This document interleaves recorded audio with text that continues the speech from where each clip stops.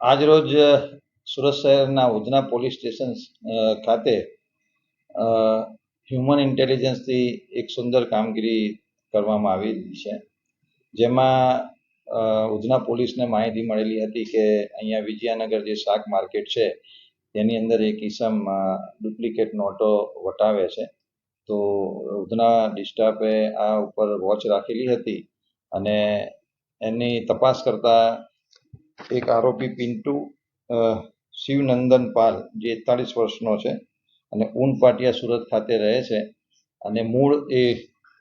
ફતેહપુર જિલ્લાના ઉત્તર પ્રદેશનો રહેવાસી છે, જે અહીંયા સાડીઓના પ્રિન્ટિંગમાં કામ કરતો હતો અને એને આ પ્રિન્ટિંગનો જે અનુભવ હતો એના આધારે એણે ડુપ્લિકેટ નોટો બનાવવાનું એણે ચાલુ કરેલું હતું. તપાસ કરતા એના ઘરેથી 259 100 રૂપિયાની ચલણી ડુપ્લિકેટ નોટો મળી આવેલ છે અને પ્રાથમિક પૂછપરછમાં એવું જાણવા મળેલ છે કે તેને આ કામગીરી ઉત્તર પ્રદેશનો એક આરોપી છે સલમાન અહેમદ, જે હાલમાં ઉત્તર પ્રદેશ છે, એની પાસેથી આ ડુપ્લિકેટ નોટો કેવી રીતે બનાવી એ શીખેલો હતો અને એને આ ઇન્ટ્રોગેશનમાં એવી વસ્તુ જાણવા મળી છે કે આ સલમાન અહેમદ એ પોતે પણ આ રીતે ડુપ્લિકેટ નોટો બનાવવાનું જ કામ કરતો હતો. તો હાલમાં આરોપીને અટક કરી અને રિમાન્ડની કાર્યવાહી કરવામાં આવશે.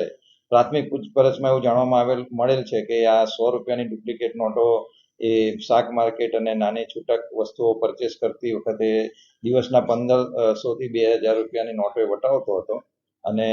ધીરે ધીરે માર્કેટની અંદર આ રીતે સ્પ્રેડ કરી દેતો હતો અને હજી એની ઇન્ટ્રોગેશન ચાલુ છે. ફર્ધર રિમાન્ડ મેળવવામાં આવશે અને એને આગળ અગાઉ આવું કેટલી નોટો બનાવી છે એ તપાસ અમે કરશું.